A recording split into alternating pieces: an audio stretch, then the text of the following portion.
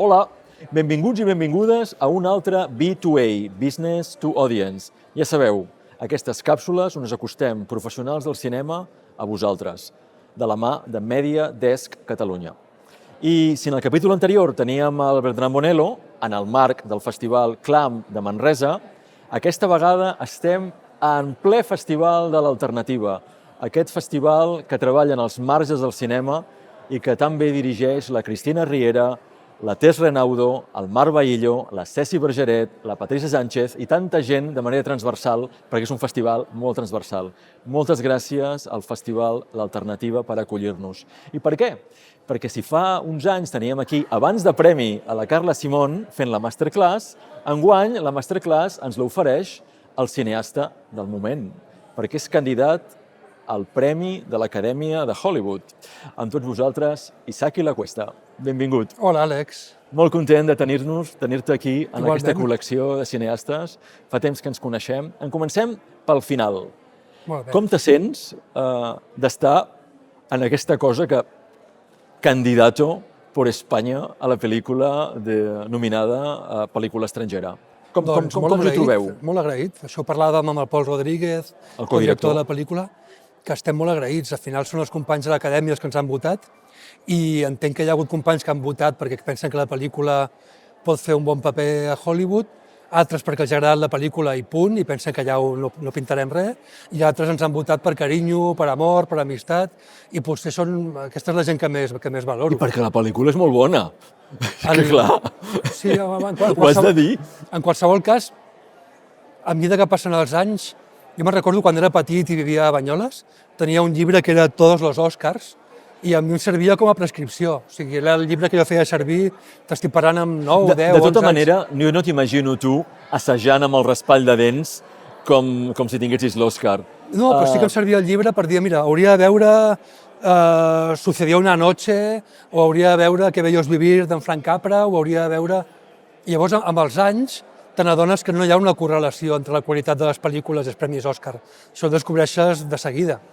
I quan se't passen aquestes fantasies és quan després et diuen que pots anar-hi. Sí. Llavors és una forma saludable d'anar-hi, sapiguent que tot això és un joc promocional que realment funciona, que ajuda que la pel·lícula hagi tingut un públic que no hagués tingut, i en aquest sentit és molt positiu. I vam anar a Los Angeles a promocionar-la, que no hi havia anat mai. Em consta que vas estar amb Lemon Rock, coproductor, intentant sondejar quin és el terreny que trepitjàveu. Sí. Molt bé. És una experiència entretinguda, descobrir com funciona tot això, arribar a un públic nou. I ara ens n'anem al principi. Al principi de com funciona Mèdia i al principi també dels teus primers Mèdia. Mèdia dona suport al desenvolupament de projecte, és a dir, quan el projecte està en fase de guió, que busca finançament i moltes altres coses, perquè cobreix una àrea molt àmplia del desenvolupament. Tu vas desenvolupar el projecte de l'Edmond Rock, Garbo, que va tenir Mèdia. Sí. Me'n recordo que vas tenir el desenvolupament per Los Pasos Dobles, que al final van ser 2 productes en un. Sí. Vam tenir també la molt difícil de parir, la segona pell.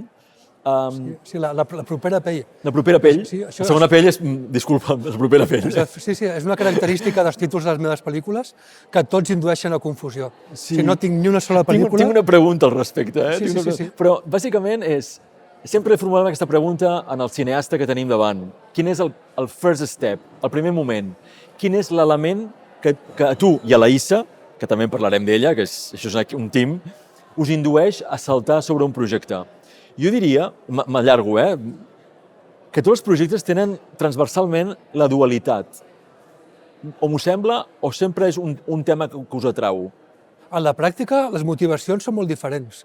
O sigui, quasi que cada pel·lícula ha nascut d'una motivació diferent i després sí que és possible que a l'hora de fer-les, a l'hora d'escriure-les, de desenvolupar-les, doncs allà suposo que acabes tirant cap als terrenys que ens són més afins i com a les obsessions que un no és conscient de tenir. És a posteriori que ens n'adonem dels elements comuns, però no ho treballem de forma conscient a priori. Però sí que, per exemple, hi ha hagut pel·lícules que hem fet per les ganes de viure en un lloc. Per exemple, recordo que vam anar a San Fernando, a Cádiz, un lloc que per nosaltres en l'adolescència era més exòtic del que podria ser el Pol Nord, i vam quedar tan captivats que vam decidir fer una pel·lícula que va ser La leyenda del tiempo i més tard Entre dos aguas, però la vocació inicial eren les ganes de conèixer un espai, poder-hi viure i poder... Perquè al final quan fas una pel·lícula pots viure d'una forma diferent a la del turista. d'alguna forma estranya, que encara no entenc, si la gent li dius que vas a fer una pel·lícula, a dia d'avui encara t'obren la porta i es reben amb els braços oberts. Hi ha una generositat i una possibilitat de convivència increïble. Altres pel·lícules les hem fet per les ganes de filmar una persona concreta, pel desig de poder conviure amb algú, una persona real, un actor. Això ho he dit com si els actors no fossin persones reals, però ja m'enteneu. I altres pel·lícules han estat motivades per un tema. Per exemple, Los Condenados tenia la vocació de reflexionar sobre la lluita armada i si era una ideologia vigent o no vigent en l'actualitat. És a dir, que hi ha hagut pel·lícules que han vingut de temàtiques, altres d'espais, altres de persones. No hi ha un motor, un impuls comú. Quasi sempre són les ganes de conèixer alguna cosa que no coneixem. Hi ha gent que fa cinema explicant el que coneix de la seva vida i fan pel·lícules increïbles, i el nostre cas ha estat més intentar descobrir el que no coneixíem i transmetre a l'espectador a mesura que ho descobríem. Mèdia també inclou en el desenvolupament la proposta de càsting. Vosaltres, de la mateixa manera que no busqueu, com has explicat, què us inspira, però no de manera premeditada, després hi ha coses que surten de manera natural. Al càsting heu treballat amb gent no professional la majoria de vegades. Teniu big names, teniu la Bàrbara Leni, teniu la Noemí Merlan, però inclús són noms que no són tremendament mainstream. També tenen una línia molt editorial, molt determinada a l'hora de triar els treballs. Quan treballeu els projectes, penseu ja en un càsting determinat o no? Sí, també depèn de la pel·lícula. En alguns casos, per exemple, quan vàrem fer Murieron por encima de sus posibilidades, intentàvem justament que fos un càsting en què hi hagués una barreja del més mainstream, que hi hagués noms com la Carmen Machi, l'Imanol Arias, el Pepe Sacristán, els actors més coneguts d'Espanya, i que tots aquests imaginaris que arrosseguen arribessin a l'espectador, és a dir, que fossin actors molt connotats, i al costat hi hagués actors, o el Jordi Vilches, o l'Albert Pla, i que al seu costat hi hagués gent molt menys connotada i que poguessin ser descobertes. En altres pel·lícules pensàvem que el més important és que fos gent desconeguda per l'espectador. O perquè quan fèiem, per exemple, La leyenda del tiempo, volíem que fos una pel·lícula amb actors no professionals, i recordo quan fèiem el càsting vam veure centenars de nens i cada nen era una pel·lícula diferent. En aquests casos no busques un actor que interpreti un guió, sinó que estàs buscant quina és la pel·lícula. O sigui, cada nen porta les seves vivències i canviarà per complet com serà la història. En el cas de Segundo Premio, que és la pel·lícula més recent, hi havia una premissa que era que no volíem fer una pel·lícula en playback. No volíem que la música de cop i volta estigués escrita a priori i els actors toquessin escoltant una cosa. Odiàvem aquestes pel·lícules en les que de cop i volta l'actor canvia de veu i comença a cantar en playback. Llavors no sabíem si serien actors o serien músics. I de fet el càsting final és una barreja d'actors que saben actuar i que saben tocar i saben cantar, com el Dani Ibáñez i l'Estephanie Magnan, i de músics que saben actuar. Però a priori estàvem oberts a tot, era qüestió que poguessin fer les dues coses. Us porta molt de temps el càsting? Sí, en general és un treball Sou molt meticulosos, realment, en el procés? És que crec que qualsevol càsting porta molt de temps. Vull dir que encara que no siguis meticulós, que no sé com és... Meticulós vol dir perfeccionista. O sigui, si no em dona el tipus, pot ser molt bo, però no és el que estic buscant. Això em refereixo. La veritat, buscar la veritat. Sí, jo no em considero perfeccionista. De fet, diria que pràcticament he lluitat.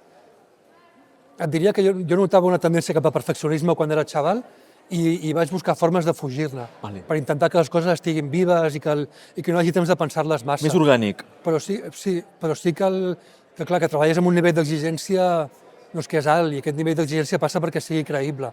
Per intentar explicar-ho et diria que per evitar pensar massa i caure en el perfeccionisme de la partitura, per intentar evitar treballar com l'Stanley Kubrick, perquè pensava que en el context d'un cinema com el català i l'espanyol treballar com en Kubrick és impossible, vaig tendir cap al documental, per no tenir temps de pensar massa i haver de reaccionar a el que passa, per treballar no com una orquestra simfònica en partitura, sinó com una banda de jazz o una banda de flamenc.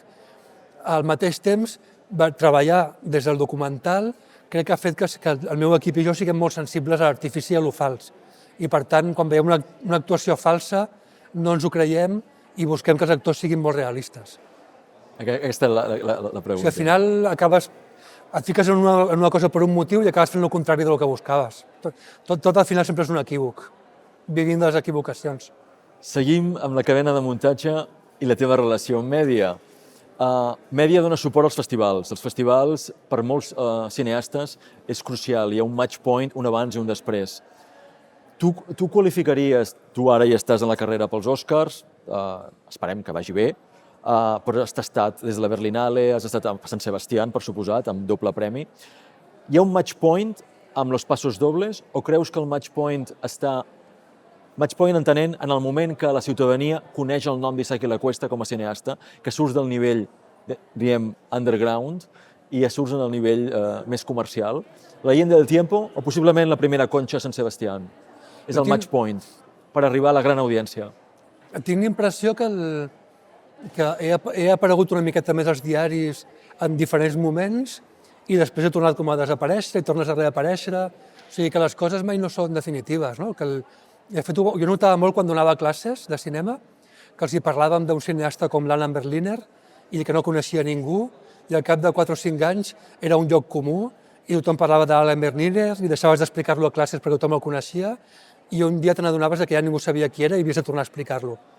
I crec que sempre és així, que les coses són molt cícliques i que quan en un moment estàs, no de moda, perquè al final en el cinema és molt complicat arribar a paraules tan grosses com estar de moda o ser popular, no? La prova és que jo crec que només hi ha 2 cineastes espanyols que no puguin anar al metro. La resta de gent podem anar al metro pel carrer i no ens coneix ningú. Però sí, hi ha moments que et coneixen una miqueta més i després això desapareix i és una fortuna també. Deixa'm dir-te que igual que hi ha 2 cineastes, segons tu, que no poden anar al metro, fa com 14 anys vaig llegir que Edu Cinemas feia un llistat de 100 cineastes i deia, estos 3 cineastas españoles hay que seguirlos. I tu estaves en el llistat. I això fa ja 14 anys, que Edu Cinemas. Per tant, bueno, ja hay gente petó. Sí. I Mèdia ha estat molt important en el recolzament a les pel·lícules, tant això que dius dels festivals com en la producció. En la producció, en els festivals i en la distribució, per suposat. Però jo ara... Ha fet viable pel·lícules que d'una altra manera no ho haguessin sigut. I també apostant per un tipus de pel·lícula que no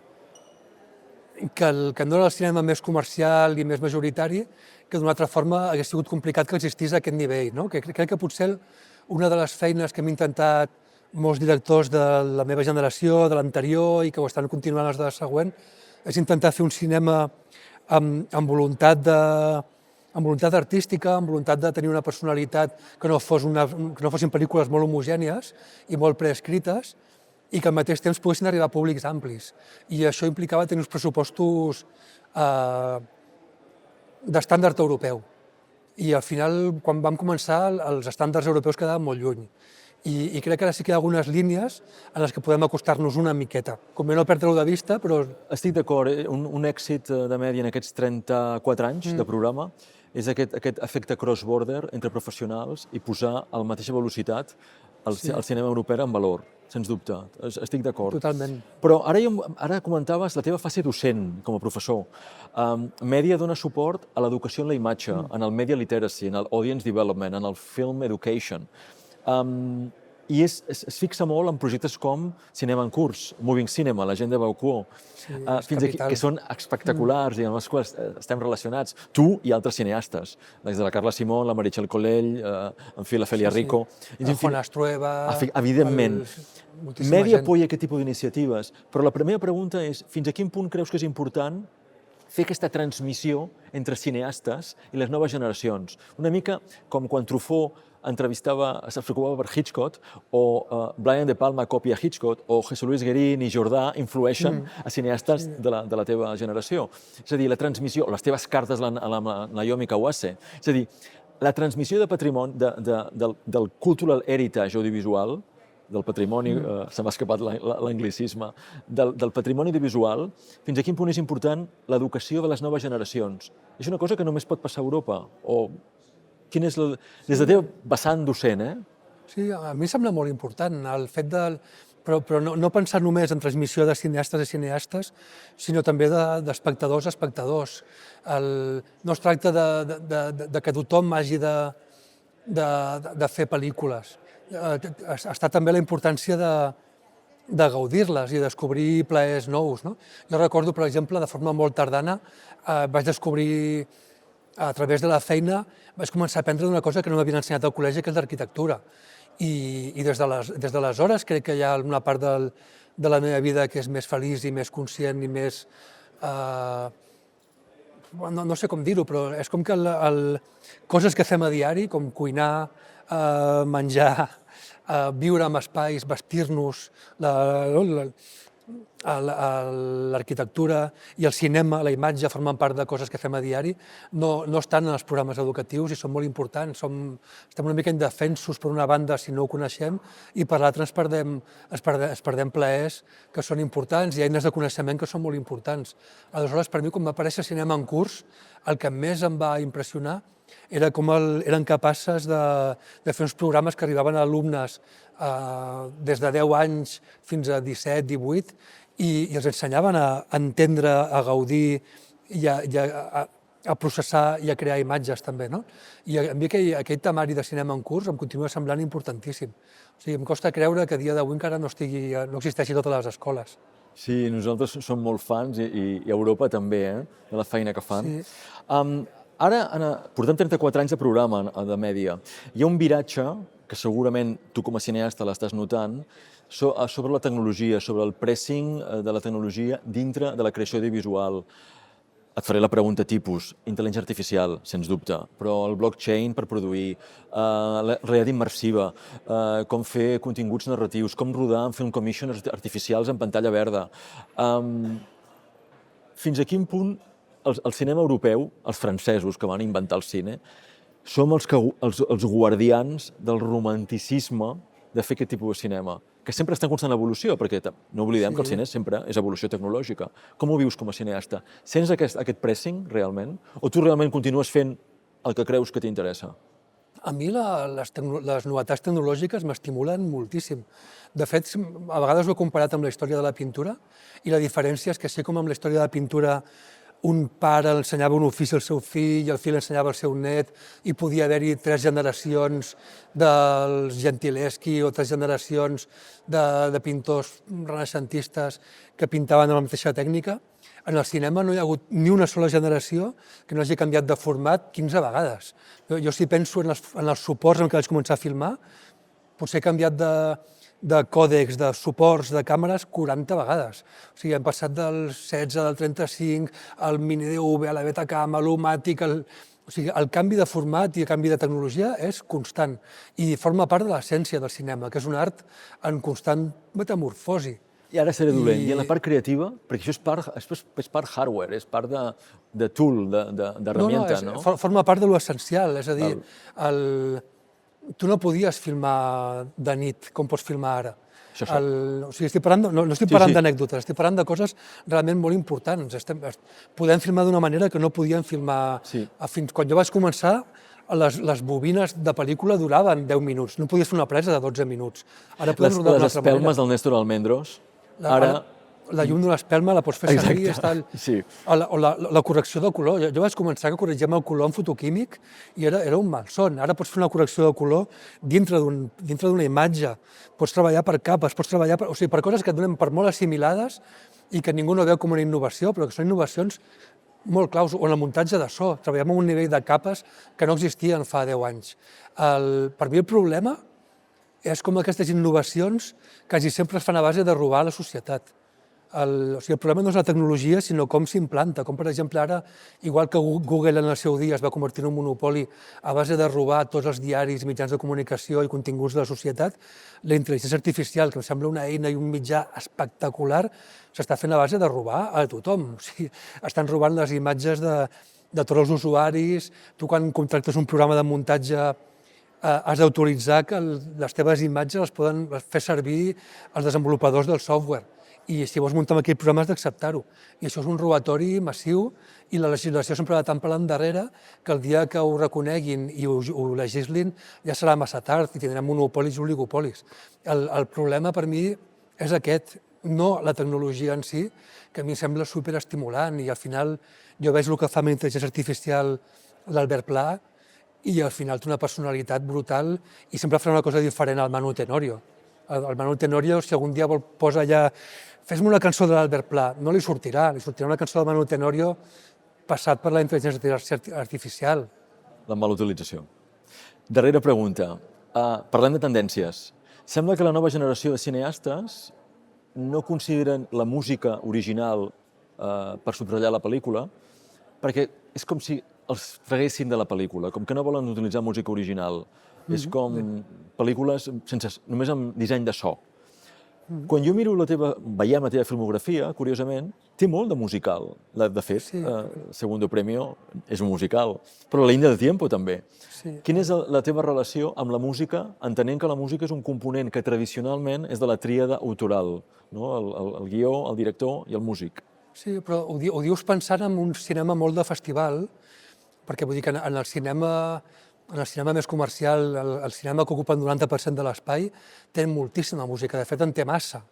I és una música que està col·locada per subratllar les emocions, i justament crec que es respecta aquesta utilització de la música una mica barata, que hi ha hagut tota una línia de cinema d'autor, de la qual el Buñuel és un representant molt clar, i el Buñuel sempre renegava d'aquesta utilització de la música, i les seves pel·lícules no en tenien, també perquè el Buñuel sordejava molt. Al final és lògic que no fes servir música. Però sí que hi ha hagut una tendència de cinema de festivalero, d'autor, com en vulguem dir, que ha renegat de la música com a reacció a aquesta línia majoritària. Jo tinc l'impressió que les pel·lícules es poden fer bé i malament de totes les maneres possibles. I llavors, quan he cregut que la música tenia un sentit, no necessàriament per subratllar, sinó per aplicar altres capes, doncs l'he fet servir. Per exemple, en una pel·lícula com Un año una noche, que justament anava d'un atemptat en una sala de concerts, em semblava que renunciar a la música hauria estat renunciar a un plaer i a un mitjà expressiu per unes idees potser tan talibans com les dels terroristes que van fer l'atemptat. I em semblava que la forma més idònia era reivindicar el plaer de la música en una pel·lícula que tenia relació directa amb aquesta temàtica.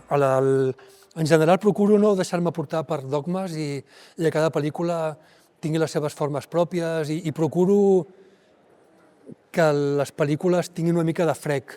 És a dir, que crec que les pel·lícules majoritàries o mainstream o comercials en una sala comercial i fetes amb un llenguatge ortodoxe i clàssic són tan innòcues com les pel·lícules fetes amb un llenguatge de festival vistes en un festival. Crec que és important que les pel·lícules freguin i que sempre hi hagi algun ingredient que no sigui l'esperat. Doncs, Isaki, fins aquí. Moltes gràcies pel teu temps. En primer lloc, que vagi molt bé aquesta campanya per passar el tall en aquest moment que és el momentum de Segundo Premio. Acompanyarem els coproductors, entre altres el bon amic Edmond Roc, que és un dels coproductors. I parlant de muntatge, de cinema i de música, ensenya la teva samarreta, que és cinema pur. Sí, clar. Això és muntatge. Sí, no hem parlat dels falsos ulls de Vermeer, un projecte que estava allà guardat. Va passar per Mèdia. També per la dualitat, que també tenia ajuda Mèdia. És el projecte que portem més anys treballant, i portem fa 22 anys que hi treballem, i no hem aconseguit finançar-lo, però hi seguim pensant, sí. Estarem allà, vull dir que el que faci falta. I bé, doncs moltes gràcies per acompanyar-nos. Gràcies a tu, Àlex. El primer agraïment és a la Isa Campo, que és el 50% de l'equip, en la majoria de projectes, i sobretot a l'entorn de l'alternativa que ens ha ofert la possibilitat d'acostar-vos a l'Isaki i la Cuesta en aquesta carrera amb Segundo Premio.